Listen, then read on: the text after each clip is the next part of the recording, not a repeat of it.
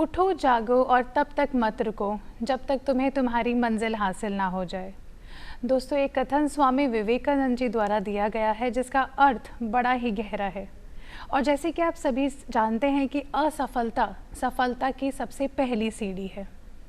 तूफान चाहे कितना भी तेज क्यों ना हो, वो नाविक को उसकी मंजिल तक ले ही जाता है। नाविक का हौसला ही ऐसा होता है।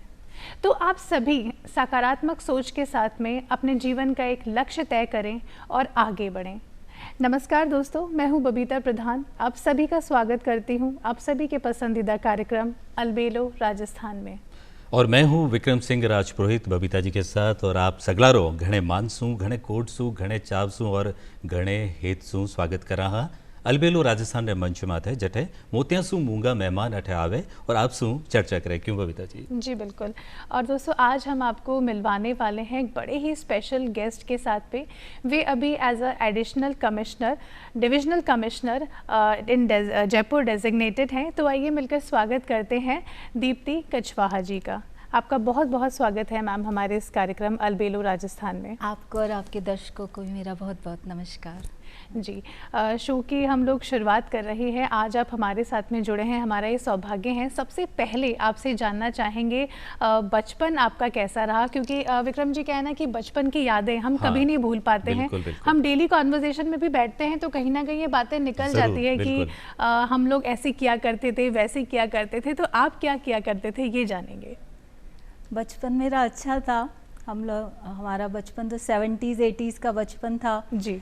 तो उस समय मेरा जन्म यहीं MNIT कैंपस में हुआ था। तो उस समय ये तो आधा जंगल ही होता था जी। तो प्रकृति के काफ़ी नज़दीक रहे हैं हम लोग। खूब दौड़ते थे, खेलते थे, पेड़ों पर चढ़ते थे और चिड़िया के घोंसलों में उनके जो बच्चे होते थे उनका आधा ध्यान हम ही रखा करते थे, ऐसा हमको लगता था जी। और बहुत समय था उस समय, बहुत सारी किताबें पढ़ते थे। उस समय की जो कॉमिक्स आती थी, विक्रम बेताल, बहादुर, फैंटम की, चाचा चौधरी वगैरह, चंदा मामा, ये सब पढ़ते थे। उस समय हम लोग बच्चे एक दूसरे से किताबें शेयर किया करते थे कि और एक कंपटीशन भी होता था, किसने कितनी जल्दी पढ़ ली, किसने कौन सी पढ़ ली। तो समय था, बहुत अच्छा था। आजकल के बच्चों जैसा नहीं था, ये बड़े व्यस्त रहते हैं आजकल। इन्हें तो पढ़ाई के साथ 3-4 चीज़ें और करनी पड़ती हैं पर्सनैलिटी डेवलपमेंट के लिए। हम लोग पर्सनैलिटी वगैरह पे कोई ध्यान नहीं देते थे, हमें तो पता भी नहीं था कि ये क्या होता है। हमारा ध्यान खेलने में सबसे ज़्यादा रहता था। So nice। तो वरिष्ठ प्रशासनिक अधिकारी के रूप में आपने जगह जगह काम किया। इस वक्त आप गुलाबी नगरी में विराजित हैं, लेकिन जिस तरह से आपने बताया कॉमिक्स वगैरह पढ़ती थी, पढ़ने में तो रुझान उस समय था थोड़ा बहुत। और एक कोई ताल्लुक सूर्य नगरी से भी आपका रहा है बचपन का? हाँ, मैं बेसिकली जोधपुर से ही हूँ जी। तो मेरा परिवार, मेरे फादर जोधपुर से ही यहाँ पर 1965 में MNIT आए थे जॉब करने के लिए जी। तो हमारा जन्म यहीं हुआ। लेकिन हमारे सारे रिलेटिव्स हैं, दादा दादी, नाना नानी, सब जोधपुर में ही रहते तो कुछ याद है सांस्कृतिक राजधानी इस प्रदेश की, वहाँ से भी जुड़ी है आपकी? हम लोग छुट्टियों में वहीं रहते थे 1.5-2 महीना। हाँ। तो वहीं हमारे मेरे सारे कज़न्स वगैरह वहीं थे, उन्हीं के साथ खेलते थे, वहीं रहते थे। और तो वहाँ क्या कुछ अलग था? चिड़िया का घोंसले से अलग कुछ होता था या जोधपुर में? या वहाँ हमारे घर के पास में ही चिड़ियाघर था। तो हम लोग वहाँ सुबह उठते थे तो हमको शेर की आवाज़ जो उसकी सुनाई देती थी। मुर्गे की जगह शेर उठाता था। हाँ शेर की आवाज़ हमको सुबह सुबह जू से आया करती थी जी। तो हमको बड़ा क्रेज़ रहता था। हम लोग वहाँ शहर में रहते थे तो वहाँ पर जंगल जैसा माहौल तो नहीं था, लेकिन जंगल के जानवर वहाँ जू में थे तो हम उन्हें वहाँ पर देखने जरूर जाया करते थे, अक्सर जाते थे। बच्चों को तो क्रेज रहता ही है जानवरों को देखने का। और जैसे कि अभी हमने कहा कि बचपन की यादें तो कभी भूली भी नहीं जा सकती। और आपने बड़ा ही बहुत ब्यूटीफुल तरीके से बताया कि आज की जो जनरेशन है, बच्चे मोबाइल में ज़्यादा अपना टाइम डिवोट करते हैं और आप खेल कूद में और इन सब में डिवोट किया करते थे। तो वो बचपन बहुत खूबसूरत लगता था जब हमें इनका ज्ञान भी नहीं होता था कि मोबाइल उस टाइम पे खैर होते भी नहीं थे और चलाना भी नहीं आता था। मैम जानना चाहेंगे कि स्कूल कॉलेज का दौर आपका कैसा रहा? स्कूलिंग नॉर्मल थी, अच्छी थी। पढ़ने वाले तो हम लोग, जैसे मैंने बताया, MNIT कैंपस में थे तो यहाँ पर सब पढ़ने वाले बच्चों को ही एडमिशन होता था, और जो प्रोफेसर्स लेक्चरर्स वगैरह भी सब लोग, बहुत एकेडमिक माहौल था। जी। तो पढ़ने के प्रति काफ़ी रुझान शुरू से ही रहता था। वहाँ इज्जत ही उन्हीं लोगों को मिलती थी जो पढ़ते थे। तो बिल्कुल। बड़ा कॉन्शियस रहते थे। हर टेस्ट के बाद, हर एग्ज़ाम के बाद सीधा जो प्रश्न आता था, कितने परसेंट आए, कितने परसेंट आए, उसी से आपका जजमेंट होता था। जी। तो एक लगातार लगा रहता था। साथ में एक कंपटीशन भी रहता था कि कौन ज़्यादा पढ़ता है। फिर हम लोग वहाँ देखते थे कि कौन 2 बजे तक पढ़ा, कौन 3 बजे तक पढ़ा। तो एक लॉन्ग सिटिंग की आदत भी हो गई थी थोड़ा। अच्छा था। और कॉलेज मेरा यहाँ कनोडिया कॉलेज से ही मैंने ग्रेजुएशन किया था। जी। कॉलेज अच्छा होता है, स्कूल से डिफरेंट होता है। स्कूल के डिसिप्लिन से बाहर निकलते हैं तो अपने फैसले लेना हम वहीं से शुरू करते हैं। तो हमने सबसे पहले फैसले तो यही लिए कि कौन सी क्लास अटेंड करनी है, कौन सी बंक करनी है। ये हमारे पहले फैसले होते थे। जी। हाँ, मैं तो बहुत बंक करती थी। मेरा तो एक हिस्ट्री की क्लास में तो इतना बंक करती थी कि उन्होंने मेरा नाम ही काट दिया क्लास में से ही कि ये कभी आती ही नहीं है। पर मैं पढ़ती तो थी, मैं लाइब्रेरी में पढ़ती थी। जी। तो पर क्लासेस में बहुत बंक करती थी। कॉलेज में सिर्फ क्लासेस ही बंक नहीं किए, हमने बहुत अच्छे काम भी किए कुछ। वो सब जानना चाहेंगे। हाँ, वो सारे अच्छे काम अच्छे भी किए थे। कुछ बेसिक लर्निंग जो है वहाँ से कॉलेज से एक अलग टाइप की होती है। कॉलेज में हमने बहुत सारे डिबेट कॉम्पिटिशन्स में पार्टिसिपेट किया है, यूनिवर्सिटी लेवल के, कॉलेज लेवल के। और डिबेट्स हमेशा करंट इश्यूज़ पर होती है। जी। तो उन पे डिस्कशन करते थे, प्रिपरेशंस करते थे। तो रिजर्वेशन के इश्यूज़ क्या है, लिबरलाइजेशन क्या है, ग्लोबलाइजेशन क्या है, इन इश्यूज़ को फिर हम डिबेट के लिए तैयार करते थे, उसको डिस्कशन करते थे। तो एक थोड़ा करंट इश्यूज़ से रिलेट करना शुरू किया। फिर कुछ स्टेज पे प्लेज वगैरह, थिएटर भी करते थे। स्टूडेंट इलेक्शंस में भी पार्टिसिपेट करते थे। अपने टीचर्स के साथ सोशल इश्यूज़ पर प्रोटेस्ट करने भी जाते थे हम लोग। तो वो सब भी हमने किया। तो एक सोसाइटी से जुड़ना, इश्यूज़ को समझना हमने कॉलेज से शुरू किया था। तो ये ख्याल कब आया जब मन में, या अपने स्कूल से आया, कॉलेज से आया कि प्रशासनिक सेवा में जाना है, या फिर इसका कोई और लक्ष्य है, या बाई चांस ऐसा हो गया? क्या नहीं, बाई चांस नहीं था। ये मुझे बचपन से पता था कि मुझे सरकार में जाना है। तो मैंने जो अपने स्कूल में सब्जेक्ट्स लिए थे, उस समय 9th क्लास में सब्जेक्ट लेने होते थे। जी। तो सब्जेक्ट्स मैंने उस समय ह्यूमैनिटीज़ के सेलेक्ट किए थे। जी। हालांकि उस समय ऐसा होता था कि पढ़ने वाले बच्चे साइंस के सब्जेक्ट्स प्रेफर करते थे। जी। क्योंकि पीईटी, पीएमटी का जो अब आजकल जेई और नीट हो गया है। हाँ। तो उस समय पीएमटी, पीईटी दिया करते थे सभी पढ़ने वाले। पैमाना ये माना जाता था। और ऐसे माहौल में मैंने आर्ट्स के सब्जेक्ट ले लिए थे, हिस्ट्री, इकोनॉमिक्स वगैरह। जी। तो लेकिन मेरे दिमाग में यही था कि मुझे वास्ट स्टडीज़ करके और कॉम्पिटिटिव एग्ज़ाम्स क्लियर करने हैं और प्रशासन में आना है। तो ये माइंड में हमेशा से था। ऐसा नहीं है कि यही एक प्लान था, बट मेरा प्लान ए यही था। जी। जी। जी। ये नहीं होता तो फिर मैं कुछ और करती। फिर मैं पढ़ाती, पढ़ाया भी है, मैं पढ़ाती फिर। जी। So nice. और जानना चाहेंगे मैम, जब आपका रिजल्ट आया पहला, क्योंकि आप जोधपुर से बिलोंग करते हैं, और ये खास बात है विक्रम जी मैम की कि जोधपुर में रहते हुए आपने ये प्रशासनिक सेवाओं का जब आपने तैयारी करी, तो आप पहली महिला ऑफिसर हैं जिन्होंने प्रॉपर आरएएस जो एग्ज़ाम है वो क्रैक करा। तो वो समय कैसा था आपका? वहाँ से कितना आपको प्यार मिला? इतना कि बहुत दिन तक तो नॉर्मल ही नहीं हो पाए। जी। मतलब उसको सहेजना, समेटना मुश्किल हो रहा था।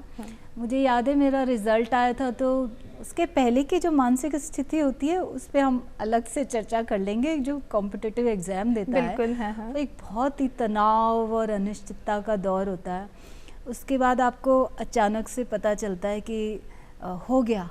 जी। तो उसको खुद डाइजेस्ट करना भी एक बहुत। तो मैंने सबसे पहले अपने फादर को फ़ोन किया था, और फ़ोन करने के बाद तक भी मुझे लग रहा था मैंने सही बताया ना, मतलब हो गया ना, हो गया, काफ़ी ऐसे लग रहा था। जी। और फिर कुछ उन्होंने तुरंत, मेरे फादर यहाँ MNIT में ही थे, फिर उन्होंने फ़ोन करके तुरंत जोधपुर में अपने ब्रदर्स और बाकी सबको बताया।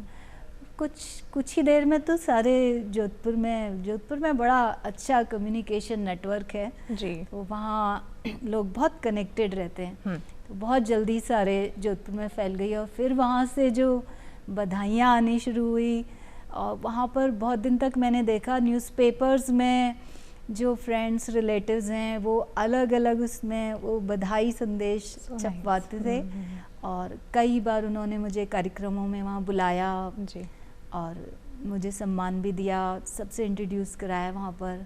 बहुत अच्छा लगा, जोधपुर के लोगों से बहुत प्यार मिला मुझे। बिल्कुल, क्योंकि अब आप राजस्थान का हिस्सा है, लेकिन आप जोधपुर से एक आपकी कभी न भूलने वाली यादें रही है। तो एक इन यादों में एक और बात आपसे पूछना चाहूँगा, उस समय जो तैयारी आपने, बबीता जी ने ये तो पूछ लिया कि किस तरह आपने एग्ज़ाम क्रैक किया, लेकिन तैयारी कैसे होती थी उस समय? ना तो व्हाट्सएप थे, ना इंटरनेट था, तो हम नोट्स बनाते थे, किस तरह का माहौल रहता था? आपकी प्रिपरेशन के बारे में इवन कोचिंग का भी इतना विक्रम जो उस टाइम पे ट्रेंड कोचिंग भी नहीं होती थी उस समय। तो सेल्फ स्टडी करके मैम कैसे आपने ये मुझे लगता है कि तैयारी के लिए बेसिक चीज़ तो किताब ही होती है। जी बिल्कुल। डिस्ट्रैक्शंस कम थे। हालांकि मैंने मेरा पोस्ट ग्रेजुएशन राजस्थान यूनिवर्सिटी से हुआ था जी। तो उसके बाद मैंने अपने एग्ज़ाम्स, कॉम्पिटिटिव एग्ज़ाम्स में वक्त लग जाता है 2-3 साल का, तो मैं बेकाम और बेरोज़गार नहीं रहना चाहती थी जी। तो मैंने कनोडिया कॉलेज में ही लेक्चरशिप ज्वाइन कर ली थी, ऐसे टेम्परेरी लेक्चर मैंने वहाँ पर लेक्चरर काम किया था जी। तो वहाँ का मेरा टाइम टेबल भी बहुत टफ रहता था, सुबह 8 से 4 बजे तक का जी। तो मेरे पास बहुत ज़्यादा वक्त तो नहीं होता था। कोचिंग का तो उस समय भी कोचिंग करते थे लोग, लेकिन मैंने कोचिंग इतना मैं प्रेफर नहीं करती थी, मेरे पास इतना समय भी नहीं था। तो मैंने सेल्फ स्टडी की और जो बेसिक किताबें थी उनकी इंटेंसिव स्टडी की, बहुत नोट्स बनाए। मैं 2 या 3 बजे उठ करके 3-4 कॉलेज जाने से पहले 3-4-5 घंटे पढ़ लिया करती थी। तो आप नोट्स खुद बनाने वाले जमात में आते थे, ये नहीं कि किसी के नोट्स नहीं लिए हमने? ये भी जरूरी चीज़ है। मैं सारे नोट्स खुद ही बनाती थी। मैं आपके नोट्स पूरी किताबों की समरी लिख के मैं बहुत इंटेंसिव स्टडी करती थी। तो और मेरे सब्जेक्ट्स भी ऐसे थे, हिस्ट्री, पब्लिक एडमिनिस्ट्रेशन, इकोनॉमिक्स। तो मैं उन सब्जेक्ट्स की बहुत सारी किताबें पढ़ती थी और उनके मैं लूज पेपर में नोट्स बनाया करती थी ताकि रेगुलर अपडेशन, वो नए कागज़ उस पर जुड़ते जाएं और एक जगह इकट्ठा करके रखती थी कि इस सब्जेक्ट से रिलेटेड, इस टॉपिक से रिलेटेड ये मेरे 100-150 पन्ने हैं, इन्हें मुझे पढ़ना है। सो नाइस। और सेल्फ स्टडी का तो कोई मुकाबला ही नहीं होता विक्रम जी। हम लोग खुद जब किताबों में से अध्ययन करते हैं तो बहुत सी चीज़ें हम खुद भी सोच पाते हैं, और कोई सिखाए उससे बेटर है हम लोग खुद उस पर बैठ के अपना वक्त दें और पढ़ें, और वही आपने किया है और आज ये मुकाम हासिल किया है। खुद के नोट्स बनाए उन्होंने। जी बिल्कुल। जानना चाहेंगे दीप्ति जी की पहली जो आपकी पोस्टिंग हुई वो कहाँ थी, वो एक्सपीरियंस कैसा रहा? क्योंकि पहली पोस्टिंग हम सभी को याद रहती है, वो एक्सपीरियंस भी हमें याद रहता है। पहली पोस्टिंग हमेशा एक्साइटिंग होती है, चैलेंजिंग भी होती है, क्योंकि आप स्कूल कॉलेज से निकल के सीधे वहाँ पहुँच जाते हो, आपको कुछ बहुत ज़्यादा आता भी नहीं है जी। पर आप एक पोस्ट होती है, उसके दायित्व जो होते हैं आपसे एक्सपेक्टेशन पूरी होती है, तो एक चैलेंज तो फील होता है। मेरी फर्स्ट पोस्टिंग जयपुर में ही थी, असिस्टेंट कमिश्नर ट्रस्ट देवस्थान डिपार्टमेंट में। तो उसमें जितने भी पब्लिक ट्रस्ट होते हैं, कुछ स्कूल्स हैं, कॉलेजेस हैं, टेम्पल्स हैं, हॉस्पिटल्स हैं, इनके मैनेजमेंट को समझा। और बहुत सारे टेम्पल्स मैं ऐसे सोचती हूँ कि मेरी जो प्रशासनिक जीवन की यात्रा है उसमें मैंने तीर्थ यात्रा अपनी पहली पोस्टिंग पर ही कर ली थी। तो सारे मंदिर वगैरह मैंने उस समय देखे, बहुत सारे साधु सन्यासियों से भी मिलना होता था, पुजारियों से, उनसे बहुत लंबे डिस्कशंस भी होते थे। मैं बहुत प्रश्न भी पूछा करती थी उनसे, कोशिश करती थी उनसे सीख लूँ मैं। तो अच्छा था पहली पोस्ट। देवस्थान विभाग से आपकी शुरुआत हुई, और शुरुआत से पहले एक और बात जानना चाहेंगे कि आप किसी व्यक्तित्व से प्रभावित होकर इस क्षेत्र में आना चाहती थी? कोई ऐसा आइडियल था आपके दिमाग में, या हम अभी तो हम फिल्में देख लेते हैं, या कोई ऐसा किरदार हमारे जीवन पे हावी होता है, कोई आपके जीवन में भी रहा है जिसके जैसा बनना चाहती थी, या उनके पद चिन्हों पे चलकर आप आगे गए? नहीं, ऐसा कुछ नहीं था कि किसी व्यक्ति विशेष को। उस समय तो इतना एक्सपोजर और इतना मीडिया वगैरह भी नहीं था। और जैसा मैंने बताया, मैं तो MNIT कैंपस में थी, वहाँ तो इंजीनियरिंग और MNIT और बस IITs इसी टाइप की बातें ज़्यादा होती थी सॉरी जी। और या फिर मेडिकल में जाना पसंद करते थे लोग।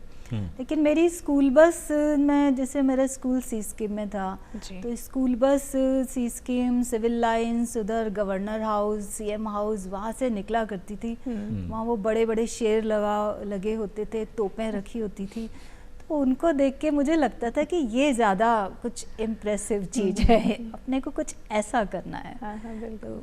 इसलिए मुझे लगता था कि मुझे ये इंजीनियर वगैरह नहीं बनना है, मुझे कुछ सरकार का काम करना है। तो बबीता जी, इसमें ये पता चलता है कि रास्ते भी ऐसे चुनने चाहिए जो हाँ, हमारी जिंदगी का रास्ता प्रभावित करे। हाँ, बिल्कुल। इतनी अच्छी उन्होंने वो तोहफे वगैरह उनके जीवन पे इम्पैक्ट कर गई, प्रभाव डाल दिया और आज इस रास्ते मुझे आज भी अच्छी लगती है राजभवन के सामने रखी हुई सब चीज़ें वहाँ की। बिल्कुल जी बिल्कुल। और जानना चाहेंगे मैम, जिस तरीके की अभी आपने बातें बताई कि आपने सेल्फ स्टडीज़ करी और खुद के नोट्स बनाते थे, तो एक मोटिवेशन लेवल रखना जो स्टूडेंट है, जो एस्पिरेंट्स हैं, जो तैयारी कर रहे हैं यूपीएससी, आरपीएससी, सिविल सर्विसेज की, तो उनको एक पेशेंस रखना भी अपनी लाइफ में बहुत ज़रूरी होता है और चैलेंजेस भी बहुत आते हैं। तो वो जानना चाहेंगे प्रिपरेशन के टाइम पे चैलेंजेस क्या रहे हैं, कभी आपको भी फ्रस्ट्रेशन आई, कैसा फील करते थे आप?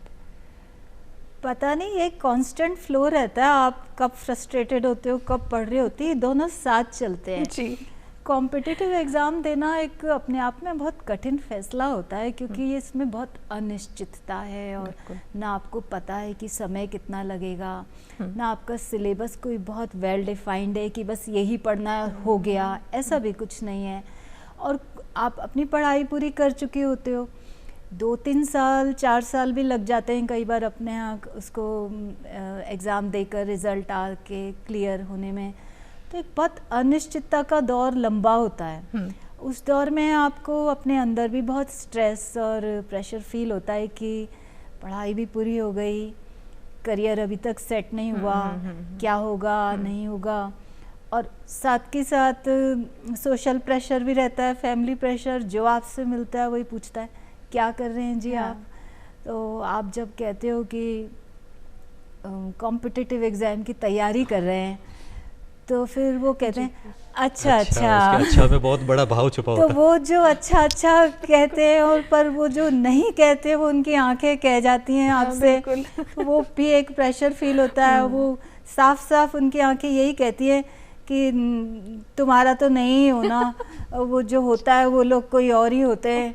अब वो कौन होते हैं हालांकि किसी को नहीं पता, जिनका होता है उन्हें भी नहीं पता होता है कि वो कौन होते हैं, पर वो एक अनिश्चितता का दौर बहुत लंबा होता है। उसमें धैर्य बनाए रखना और अपने टारगेट पर फोकस रहना कि नहीं मुझे तो ये करना ही है, और इस तनाव में भी अपनी पूरी मेहनत करना, फोकस, डिसिप्लिन से पढ़ाई करते रहना, ये अपने आप में काफ़ी बड़ा चैलेंज है। इससे जुड़ती हुई बात मैं आपसे पूछना चाहूँगा, जो अच्छा वाला जो दौर गुजरता है सभी के जीवन में ज़रूर आता है बबीता जी, तो उस समय आपको परिवार, आपके मम्मी पापा, आपके भाई बहन, ये कैसा था, उनका सपोर्ट किस तरह से था, उनकी तरफ से आपको मिलती थी पूरी मदद, वो सारी बात जानना चाहेंगे। हाँ देखो, सबसे पहले तो आप अपना ये फैसला लेते हो कि आपको ये करना है, उस फैसले में आपका साथ देना, उसको स्वीकार करना एक बहुत बड़ी मदद होती है।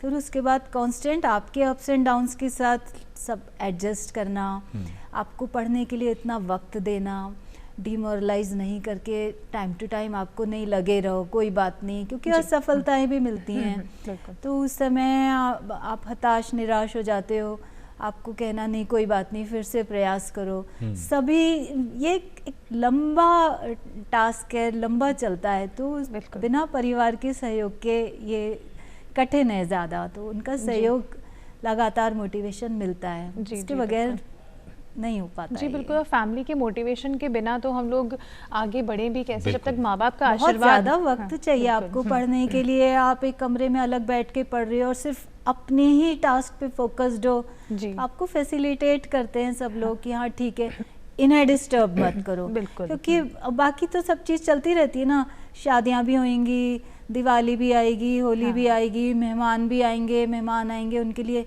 चाय भी बनानी है, तो ट्रे में पानी भी लाना पड़ेगा। तो आप बच्चे हो, आप पढ़ रहे हो, आपसे एक्सपेक्ट किया जाएगा कि वो तो वहाँ बैठे हैं, तो मेरे साथ ये रहता था कि भाई इसे डिस्टर्ब मत करो, इसे पढ़ने दो, अपने आप ही मैनेज कर लो सब चीज़ें। तो मैं शादी वगैरह में भी कम जाती थी थोड़ी सी। जी। जोधपुर के लोग थोड़े से नाराज़ भी हो जाते हैं नहीं आते हैं तो, लेकिन उन्होंने मेरे साथ सहयोग किया कि भाई इसका इन्हें पढ़ने दो।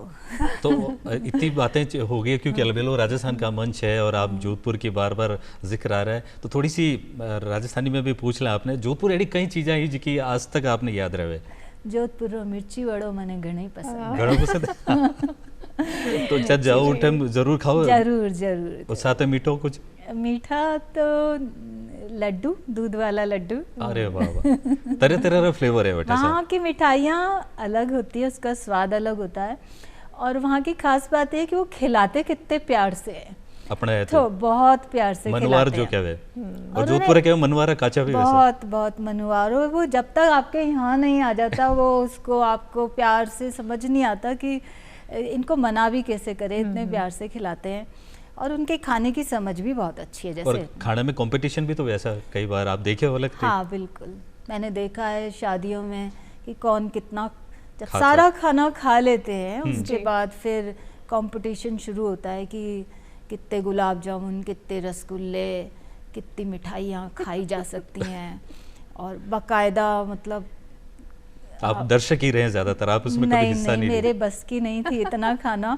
मैं तो देख कर के भी सोचती थी कि कोई इंसान इतना कैसे खा सकता है, मतलब इसके बाद क्या होता होगा। जी जी। और हमारे जो राजस्थान है उसके खान पान की बात ही कुछ और है, और दूर दूर से दूर विदेशों से भी हमारे यहाँ पे खाने के लिए आते हैं। दाल बाटी चूरमा तो कितना फेवरेट है राजस्थान के। जोधपुर के लोग सिर्फ ऐसे नहीं खाते कि वो चीज़ आ गई, वो उसको डिस्कस करके खाते हैं। अच्छा, ये सिक्योरिटी कम है, इनमें तेल बालियोड़ो है, पता नहीं क्या क्या, वो उसमें है ना पूरा करारी कम आएगी। हाँ। डिस्क्रिप्शन दे के उसको डिस्कस कर करके खाते हैं। उनके लिए मतलब वो एक फेवरेट पास टाइम भी है और बहुत अच्छा है। उनकी उसकी नॉलेज देख के मुझे लगता है कि यहाँ वाले जब कचौरी खाते हैं तो उनको इतना नहीं उसका पता होता कि ये किस तेल में बनी है, कितनी सिकी है और क्या है इसकी विशेषता है। वो तो अटे तो वे लोग बता देता कौन बनाई है, वो भी बता देता कौन हलवाई आया। बिल्कुल बिल्कुल। हाँ, वो उसको खा के बता देते हैं कौन सी दुकान से आई है, दुकान से आई, बिल्कुल कौन सी दुकान से आई है। तो ये तो बहुत अच्छी मीठी याद है, और इससे आपके प्रशासनिक सेवा में भी आपको मदद मिलती होगी कि तह में जाना बात की कि किसने ये बनाई है, इसमें मैंने आपको बताया ना मैं इंटेंसिव स्टडीज की थी। जी जी। बात के अंदर घुसना, तो ये वहाँ से सीखा होगा आपने जोधपुर से? वो शायद मेरे खून में होगा।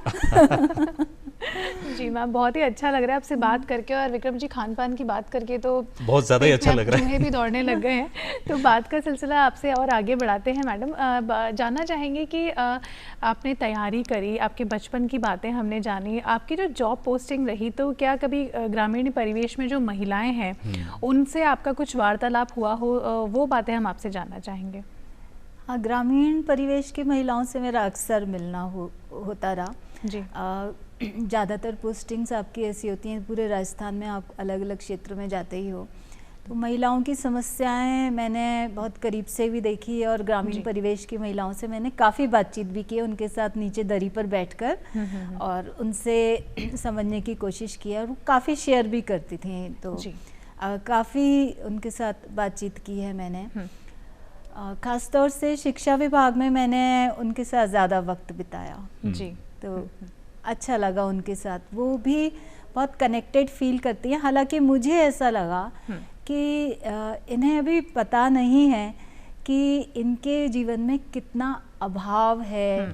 इनका मतलब वो शिक्षा का अभाव ही अपने आप में बहुत बड़ा अभाव होता है। बिल्कुल। और वो उनकी जो क्षमताएं हैं, वो जो कुछ कर सकती हैं वो भी उनको पता नहीं होता। तो उनसे बात करते हैं तो ऐसा पता लगता है कि वो चाहती तो बहुत कुछ है करना, लेकिन बहुत से सामाजिक आर्थिक कारण हैं जिनकी वजह से वो उनको नहीं कर पाती। तो मुझे ऐसे ही लगता था कि इनको बहुत ज़्यादा से ज़्यादा प्रोत्साहित करना, इनसे बातचीत करना और करने की ज़रूरत है। मैं कोशिश करती थी इन्हें बताऊं कि आप पहला फैसला आपको खुद लेना है जी। अगर आप चाहोगे तो बहुत सारे अवसर हैं चारों तरफ उपलब्ध हैं, आप कर पाओगे। कोई किस्सा आपको ऐसा याद रहा हो जो आज भी आपको याद आता हो, उनका जो महिलाओं से जब आपकी बातें होती थी, उन्होंने आपको प्यार दिया, तो वो कुछ किस्सा हम आपसे जानना चाहेंगे। दोनों पहलू हैं इसमें। कुछ चीज़ें जो वो शेयर करती थी तो मुझे बड़ा दुख भी होता था कि इनको कितनी परेशानियों से गुजरना पड़ता है। तो ज़्यादा चीज़ें जो थी वो मुझे ऐसी ही लगती थी। उनका रूटीन अपने आप में इतना डिफ़िकल्ट होता है। तो जैसे गांव में ज़्यादातर कृषि और पशुपालन से जुड़ा रहता है, फिर परिवार भी बड़े होते हैं और उसकी सारी जिम्मेदारी उन्हीं के कंधों पे रहती हैं।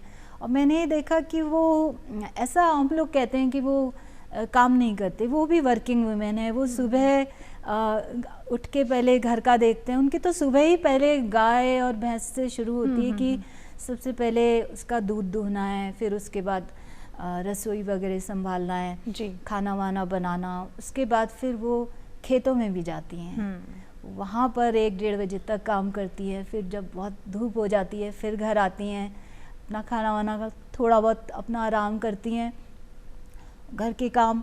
उसके बाद 4 बजे से फिर से उनका वो शुरू हो जाता है कि पशुओं का काम फिर से शुरू होता है।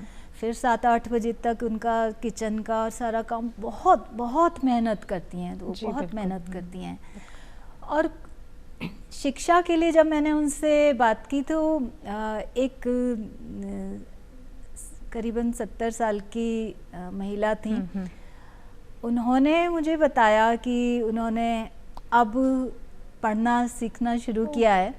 तो उन्होंने, उनका उत्साह इतना देखने लायक होता था कि सिर्फ वो हिंदी ही नहीं, वो साथ में इंग्लिश भी पढ़ना चाहती थी। और उन्होंने हिंदी के साथ इंग्लिश के अल्फ़ाबेट्स भी पढ़ने शुरू किए और मंदिर जाना शुरू किया। तो उन्होंने बताया कि पहले तो वो बस मंदिर जाती थी और घंटा बजाना और बैठना और इस तरह से खुद जितना याद है वो बोल कर आती थी। अब उन्होंने बताया वो जाती हैं तो खुद वहाँ से हनुमान चालीसा उठा के बैठ के पढ़ना सीख गई। तो मैंने कहा आप मुझे पढ़ के सुनाएंगे, क्योंकि हनुमान चालीसा थोड़ी कठिन भी है पढ़ने में।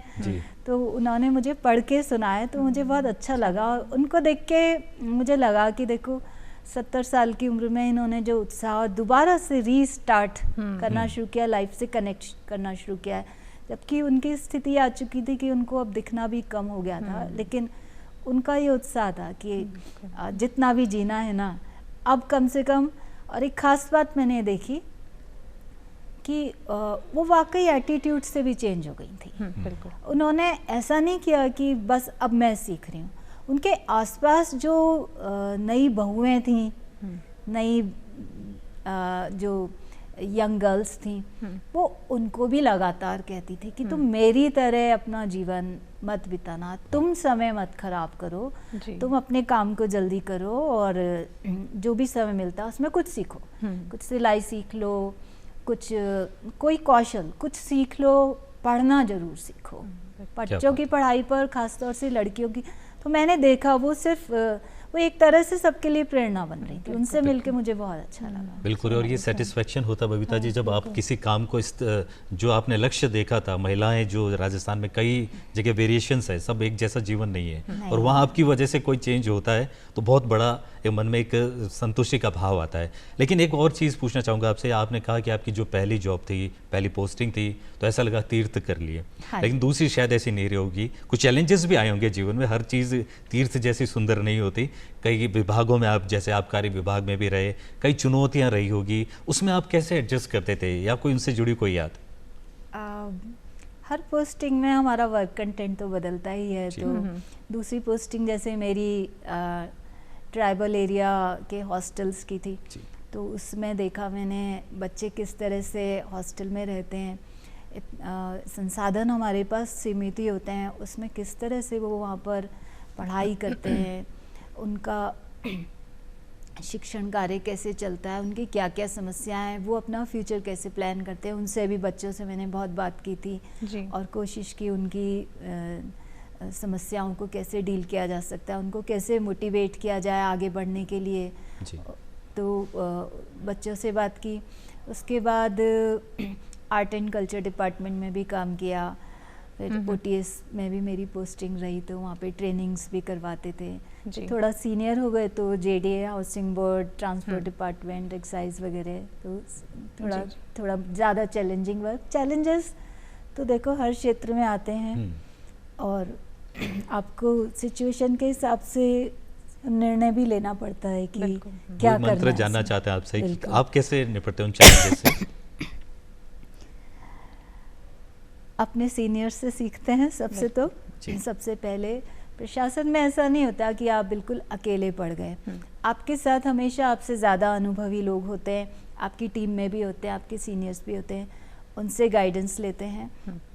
एक ही प्रक्रिया ही ऐसी है कि आप इसमें निरंतर सीखते चलते हैं, और आप हर दिन नया चैलेंज होता है, तो मजबूत आप हर दिन होते जाते हो। जी। फिर आपके पास गाइडेंस भी होती है, तो अगर कोई चैलेंज आता भी है तो हम उनसे गाइडेंस लेके कि इसमें अब क्या करना चाहिए। गलतियां भी होती है, बिल्कुल। गलतियां भी होती है, लेकिन गलतियों से भी सीख के आगे बढ़ जाना चाहिए। मैं ऐसा मानती हूँ, जीवन निरंतर चलने का ही नाम है, गतिशील है, तो जी। चलते रहो चलते रहो, गलतियां होती रहती हैं, उनसे भी सीखो, फिर चलते रहो, रुको मत बस। और काफ़ी अलग अलग एंड डायनेमिक डिपार्टमेंट्स में आपकी पोस्टिंग रही है। आर्ट एंड कल्चर डिपार्टमेंट को भी आपने सर्व किया है, और आर्ट एंड कल्चर तो हमारे राजस्थान की शान है। बिल्कुल। तो जानना चाहेंगे मैम, वहाँ पे कैसा सब आपका एक्सपीरियंस रहा? ये बहुत जीवन से जुड़ने वाला एक्सपीरियंस होता है आर्ट एंड कल्चर। जी। इसमें हम लोग जिन कलाकारों से मिलते हैं, वो उनको देख के भी मैं सच में बहुत प्रभावित होती थी, कितनी मेहनत करते हैं। आर्ट एंड कल्चर डिपार्टमेंट में राजस्थान तो अपने आप में ही बहुत ही ऐतिहासिक और सांस्कृतिक धरोहर बहुत समृद्ध रही है हमारी। जी। तो हर एस्पेक्ट को मैंने देखा। हमारा किले हैं, महल है, हवेलियां हैं, स्थापत्य है, मूर्ति कला, लोक नृत्य, लोकगीत, साहित्य को भी देखा। कलाकारों से भी बहुत मिले, कितने तरीके की वेशभूषाएं, जहाँ भी हम जाते हैं अलग तरीके की वहाँ की संस्कृति है, भोजन बदल जाता है, भाषा बदल जाती है, वेशभूषा बदल जाती है, उनका सब कुछ बदलता है, तो आपको बहुत ज़्यादा विविधता यहाँ पर देखने को मिलती है। कलाकारों के साथ बहुत करीब से काम किया, उनकी समस्याएं भी जानी, तो मुझे व्यक्तिगत रूप से यही लगता है और कि उनको थोड़ा और प्रोत्साहन की आवश्यकता है, उनको और थोड़ा आर्थिक सहायता मिलनी चाहिए। वो बहुत अच्छा करना चाहते हैं जी। और लेकिन उनके सामने बहुत चैलेंजेस होते हैं।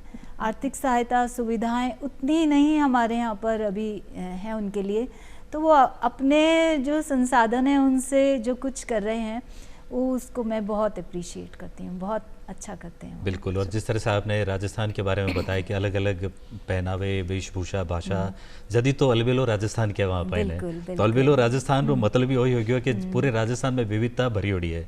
तो आप री फेवरेट पास टाइम और सोच थोड़ा सो मारवाड़ी में दो तो अच्छो लागे जवाब इनो, आप कहीं करो जब फ्री हो, कहीं कहीं घूमने जाओ या कोई खास जगह में थे या कुछ और काम भी जाऊं, मैं किताबा पढ़ूं। किताबा पढ़ा? अच्छा। तो कोई फेवरेट जगह वाला वटे बैठने पड़ता होला या कहीं बैठने पड़ ले? किताबें तो मैं घर पर ही पढ़ती हूँ, ये लाइब्रेरीज में तो स्कूल कॉलेज में काफ़ी बैठते थे। अभी तो इतना वक्त भी नहीं होता, तो किताबें तो मैं घर पर ही पढ़ती हूँ। बाकी मुझे किलों महलों में जाना भी बेहद पसंद है। तो अपना आमेर किला भी मेरी काफ़ी फेवरेट जगह है जी। वहाँ पर भी मैं बहुत जाती थी। नाहरगढ़ किला भी मैं बहुत बार देख चुकी हूँ। मेहरानगढ़ की घाटियाँ भी चढ़िया होला? बिल्कुल बिल्कुल, और कभी नहीं लगता कि यहाँ पहले भी आए, मुझे हर बार वहाँ पे नया लगता है, हर बार नया लगता है। जी जी जी, ये खूबसूरती है हमारे यहाँ के मॉन्यूमेंट्स, हमारे यहाँ के धरोहर की। बिल्कुल। मैं जैसे अलग अलग क्षेत्रों में भी जाती थी, तो अगर वक्त मिल गया अपना काम, ऑफिशियल काम निपटाने के बाद अगर शाम को या अर्ली मॉर्निंग वक्त मिल गया, तो मैं वहाँ की जो किले हैं, वहाँ की जो अच्छी जगह हैं देखने की, उनको भी ज़रूर देखती थी। बिल्कुल। और बबीता जी, एक बार दर्शकों को फिर से बता दें कि जो अभी देख रहे हैं, जुड़े हैं, आज हमारे साथ वरिष्ठ प्रशासनिक अधिकारी, वरिष्ठ RAS अधिकारी जयपुर से पधारे दीप्ति जी कछुआ, जो अतिरिक्त संभागीय आयुक्त के रूप में इस वक्त गुलाबी नगरी में पदस्थापित हैं और इस वक्त हमारे खास मेहमान हैं, क्यों बबीता जी? जी बिल्कुल, और बहुत अच्छा लग रहा है मैम आपसे जुड़कर। बहुत ही प्यारी प्यारी बातें आप हमें बता रहे हैं। आर्ट एंड कल्चर, आपका खूबसूरत बचपन, आपकी जो आपने तैयारियां करी प्रशासनिक सेवाओं की, बहुत कुछ हमें आपसे सीखने को आज मिल रहा है। जानना चाहेंगे मैम कि बहुत सी ऐसी योजनाएं हैं जो भारत सरकार ने बनाई है, गर्ल चाइल्ड्स के लिए भी बनाई है, लाइक सुकन्या समृद्धि योजना, और बहुत सी ऐसी योजनाएं चल रही है और बहुत लाभ भी जो फीमेल हैं उनको मिल रहा है।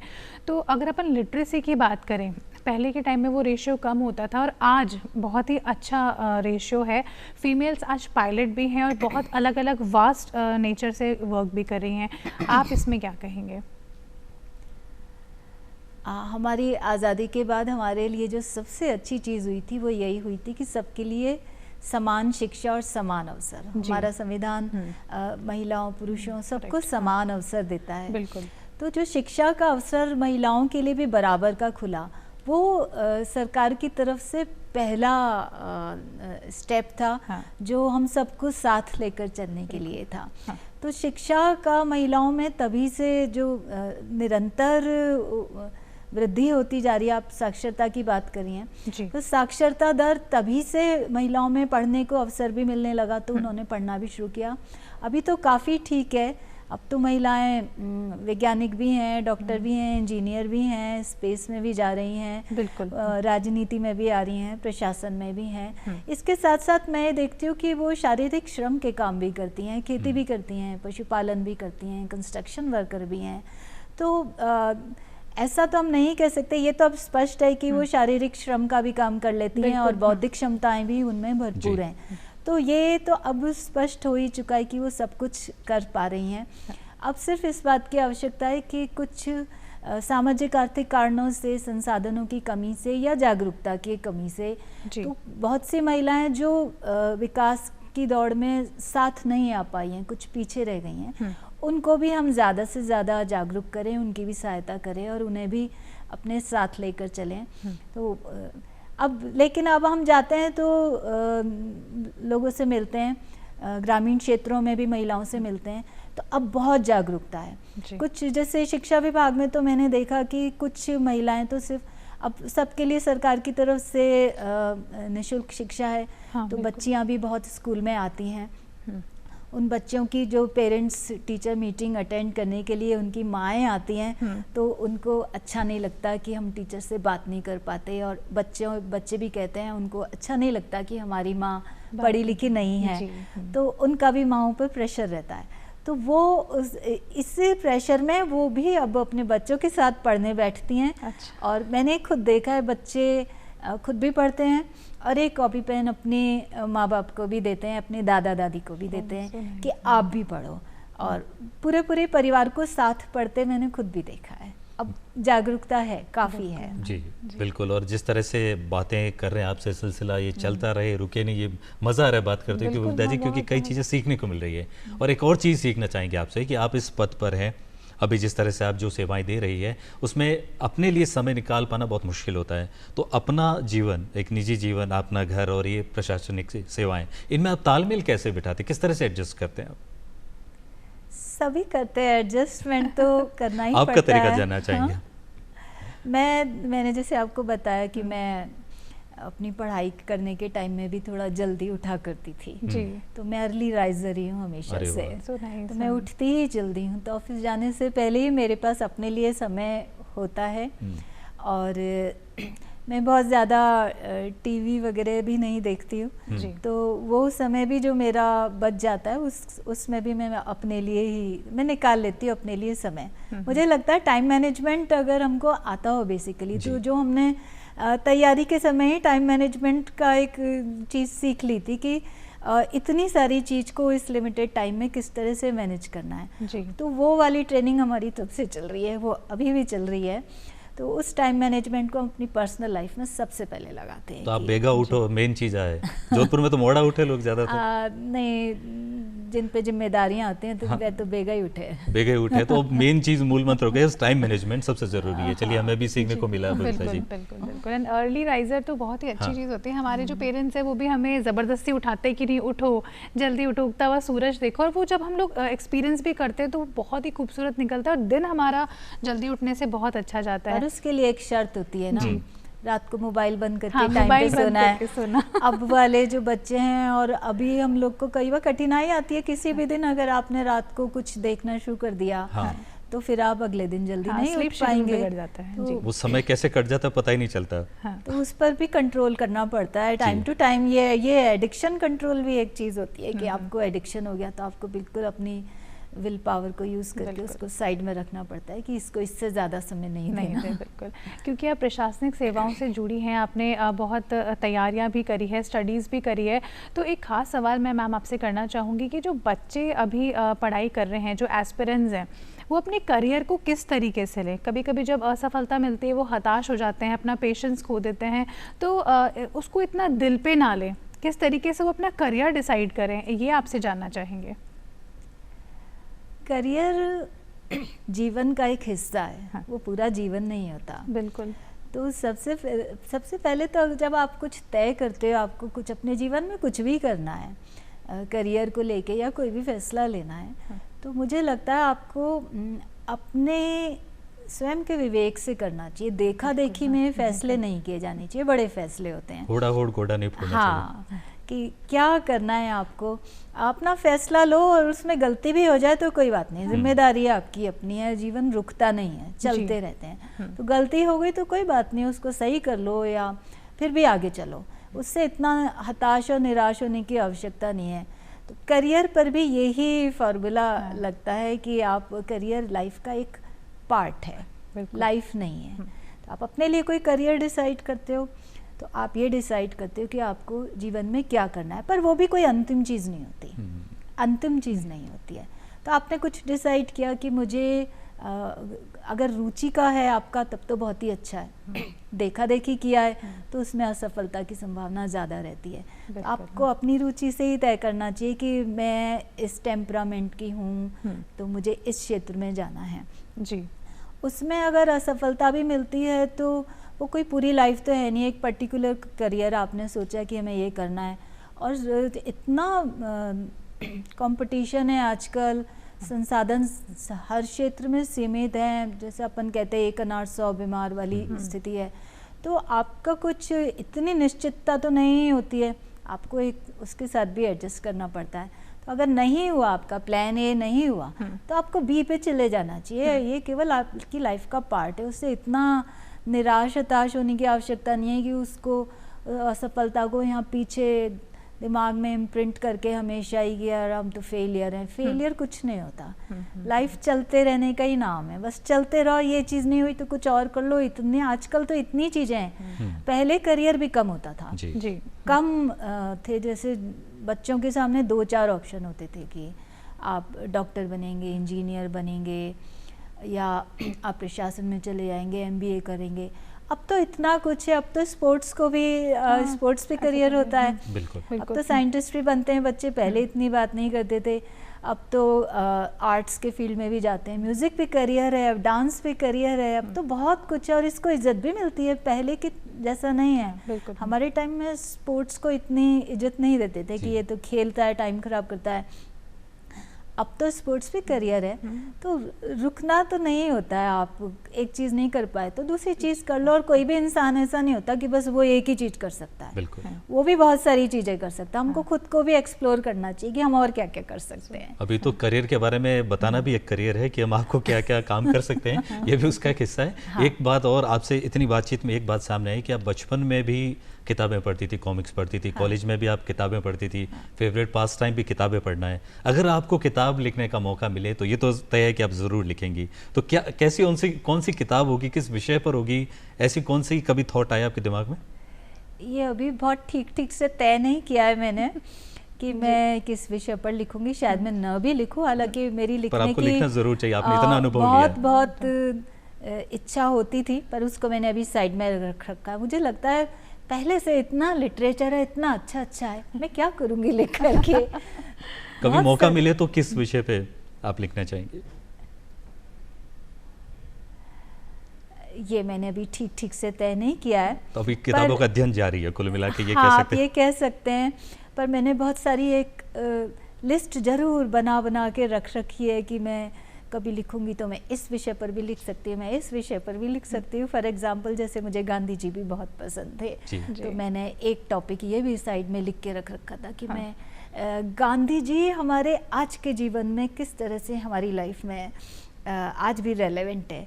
इसको मैं कनेक्ट करके हमारे आज के बच्चों को गांधी जी से ज़रूर जोड़ना चाहती हूँ। तो मैं चाहती थी कि हम गांधी जी को केवल उस नोट पर ही ना देखें, अपनी ज़िंदगी में भी उसको उनको देखें। और मैं उनसे प्रभावित रही हूँ, बिल्कुल। जो मैं उन पर भी कुछ लिखना चाहती थी, उनके जीवन का इंटरप्रिटेशन मॉडर्न कॉन्टेक्स्ट में। जी जी बिल्कुल। और ये किताबें आप जब लिखेंगे विषय तो नाम तो बाद में पता चलेगा क्यों लिखने वाली, तो ये तो तय है मैम। लेकिन आपकी फेवरेट बुक्स कौन सी जिनको आप ज़्यादातर पढ़ती रहती हैं, जिनसे आपको ऊर्जा मिलती है या जिनसे आप जुड़ी रहती हैं?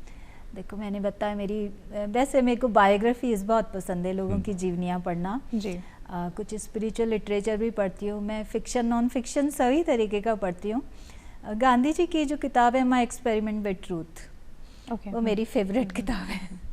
जी जी जी बिल्कुल। उसको पढ़ना मुझे सबसे ज़्यादा पसंद है। जी बिल्कुल। आप हिस्ट्री की स्टूडेंट भी रही हैं तो डेफिनेटली आपको वो बुक पढ़ना बहुत अच्छा हालांकि भी बंक लगता होगा बहुत और मारते थे आप। इंटरेस्टिंग। बंक और मैम बंक हिस्ट्री के ही उसके बाद subject में इतिहास मारते रचा थे। आपने। हाँ, सो मैंने जिस सब्जेक्ट में बंक मारा था उसमें मैंने टॉप उसी भी में किया ही था। वही मैं आपसे बोल रही हूँ। बहुत ही अच्छी बात है, आपका डेडिकेशन हम देख रहे हैं। जिस सब्जेक्ट में बंक मारा आप उसी में ही आज आपने महारत हासिल करी हुई उसमें है। मैंने टॉप किया था। और इंटरेस्टिंग बात ये थी कि जब नेक्स्ट सेशन शुरू हुआ तो हमारी जिन मैम ने मेरा नाम काटा था, उन्होंने मुझे खड़ा किया और उन्होंने मुझे कहा कि तुम्हारे मार्क्स बहुत अच्छे आए हैं, तो मैं चाहूँगी कि तुम बाकी स्टूडेंट्स को भी बताओ कि तुमने क्या किया। कैसे लेकिन इसमें सार हिस्ट्री में में इतने जी। मार्क्स कैसे आ पाए। सारी ये था मैम, क्योंकि बंक मारने के बाद भी आप पढ़ती थी, सबसे बड़ी बात नहीं, ये थी। मैं और भी बहुत कुछ करती थी। तो सारी बातें आपको नहीं बताएंगे। समथिंग जी, सारी बिल्कुल, बातें कुछ नहीं चीज़ें बताएंगे। छुपी रहनी भी ज़रूरी है। हाँ। बात करते हैं मैम क्लाइमेट चेंज की। ग्लोबलाइजेशन एक काफ़ी टाइम से एक बहुत ही इशू बना हुआ है, एक्सेसिव कंजम्पशन भी आजकल इसमें आ रहा है, तो आप क्या कहना चाहेंगे? हाँ, क्लाइमेट चेंज के टॉपिक को जब भी कुछ सीरियस लोग डिस्कशंस करते हैं तो उनको मैंने काफ़ी सुना है कि वो क्या बात करते हैं। हाँ, तो जी। जो चीज़ें सामने आती हैं, पेड़ वेड़ कट रहे हैं, ये सब सामान्य बातें तो सभी को पता है, हम सबको इसकी जानकारी है। लेकिन ये एक महत्वपूर्ण पहलू मैंने जाना कि जैसे जैसे मार्केट्स एक्सपेंड हो रहे हैं, कंजम्पशन का ज़्यादा लोगों की टेंडेंसी बढ़ रही है, जो हमारी भाषा में उसको कहते हैं कि भोग की वृत्ति ज़्यादा बढ़ रही है लोगों में, कि ज़्यादा होनी चाहिए, हर चीज़ ज़्यादा ज़्यादा ज़्यादा होनी चाहिए। इसका डायरेक्ट कनेक्शन क्लाइमेट चेंज से है कि लोगों का कंजम्पशन बहुत एक्सेसिव हो गया है, और संख्या में ज़्यादा और क्वांटिटी में ज़्यादा, सब लोगों को कुछ ज़्यादा चाहिए। बहुत सारे कपड़े चाहिए, बहुत सारी चीज़ें चाहिए, बहुत फ्रीक्वेंट चेंजेस करते हैं लोग। तो ये सब जो चीज़ें हैं, इससे हम लोग संसाधन तो वही हैं, तो ओवर एक्सप्लॉयटेशन हो रहा है संसाधनों का। बिल्कुल। तो हमको अपनी आवश्यकताएं, ज़रूरतें भी थोड़ी सीमित रखनी चाहिए। मैं ये नहीं कह रही कि हमको जाके कोई बहुत बड़ा आप कोई काम कर रहे हैं, हो सकता है आपके पास समय नहीं हो, लेकिन व्यक्तिगत स्तर पर और सूक्ष्म स्तर पर ये जरूर किया जा सकता है कि आप स्वयं कुछ डैमेज ना करें पर्यावरण को, अपनी तरफ से कोई ऐसा काम ना करें और अपनी आवश्यकताओं को भी सीमित रखें। गांधी जी भी अपनी आवश्यकताएं सीमित रखते थे। क्या बात है, बिल्कुल। और आपने अब तक अपने जीवन में जो सपने देखे उन्हें पूरा किया है, जो आपने सोचा उसे हासिल किया? नहीं, बहुत सारे नहीं भी हुए। उसी को मैं पूछना चाह रहा था, क्या ऐसे जो लक्ष्य हैं, कैसे सपने हैं जो अभी भी आपको जिन पर आपको काम करना है, या आप सोचती हैं कि जब मुझे समय मिलेगा या फिर इसी समय में पूरे करने हैं? ऐसे कोई बहुत प्लानिंग मैंने नहीं करी है, जब जितना समय मिलेगा तब जो हो पाएगा वो कर लेंगे। जितना हो गया अच्छी बात है, जो नहीं भी हो पाएगा, मैं दूसरों से भी यही कह रही हूँ कि जितना हो जाए अपनी क्षमता अनुसार आप करते चलो। बहुत सारी चीज़ें हैं जो नहीं हो पाई, वो कभी समय मिलेगा तो कर लेंगे। सारे एस्पेक्ट्स तो लाइफ के नहीं कवर कर सकते। मैंने बताया मैं आर्ट एंड कल्चर डिपार्टमेंट में रही हूँ, तो कलाकारों के साथ करीब से काम किया है। जी। तो कला के भी बहुत सारे ऐसे क्षेत्र हैं जिनको आप अप्रिशिएट करना चाहते हो, जानना चाहते हो, तो नहीं कर पाते हैं। बहुत सारे राजस्थान में ही ऐसी जगह हैं जो नहीं देख पाए, उनको भी देखना चाहते जी, हैं। बिल्कुल। तो एक वॉन्ट्स जो है वो कभी एक सेटिस्फाई होती भी नहीं है, वो होनी भी नहीं चाहिए, कुछ ना कुछ तो चाहना ही चाहिए आगे के लिए। हाँ, जी, गति बिल्कुल। बनी रहे। हाँ, बिल्कुल। जानना चाहेंगे मैम, क्योंकि अब विक्रम जी समय भी हमें हाँ। अब आगे बढ़ने की इजाज़त नहीं दे रहा, और आपसे बात करके बहुत कुछ हमें सीखने को मिल रहा है, और हम चाहेंगे जो मैम यूथ जो है हमारा जो प्रोग्राम देख रहे हैं, उनके लिए आप क्या मैसेज देना चाहेंगे? एनीथिंग करियर रिलेटेड, उनकी लाइफ बैलेंस रिलेटेड क्या कहना चाहेंगे? युवाओं को मैं यही संदेश देना चाहूँगी कि अपने जीवन के फैसले स्वयं करें, अपने विवेक से करें, और इस चीज़ से बिल्कुल भी नहीं डरना चाहिए कि हमसे अगर कोई गलती हो गई तो क्या हो गया। हाँ। आप चलते चलें, लगातार चलते रहें। अगर कोई चीज़ गलती हो गई तो हम उसको सही करके फिर भी आगे बढ़ सकते हैं, और हमें काम वही करना चाहिए जो हमारी रुचि का है। जो सोशल प्रेशर और इस तरीके के प्रेशर्स हम पर आते हैं जिसमें हमसे बहुत ज़्यादा एक्सपेक्टेशंस होती हैं, अभी माहौल भी ऐसा चल रहा है, बहुत ज़्यादा मोटिवेशन टॉक्स होती हैं कि और आसमान को छू लेने की बातें होती हैं कि हम कुछ करना, हम ठान लें तो कुछ कर ही सकते हैं। तो ये सब भी एक तरीके का मेंटल प्रेशर होता है। हमको अपनी क्षमता के हिसाब से, अपने जीवन की परिस्थिति के हिसाब से अपने लिए निर्णय करना चाहिए, और वो निर्णय हमेशा ऐसा होना चाहिए जो हमारे अपने जीवन में भी सहायता कर सके, और साथ के साथ हमारा जीवन बाकी समाज के लिए, बाकी लोगों के लिए भी उपयोगी हो सके। क्या बात है, बहुत ही बातों बातों में आपने सहजता से, सरलता के साथ अपने लक्ष्य किस तरह से हम हासिल करें वो सारा बताया। आप इस खास कार्यक्रम में पधारे, अलबेलो राजस्थान में जो हम मोतियों से महंगे मेहमान बुलाते हैं, आप अठे पधारिया, तो इसके लिए आपका बहुत बहुत धन्यवाद। आप यहाँ पर आए और इतनी अच्छी बातें हमसे साझा की। आपका भी बहुत बहुत धन्यवाद।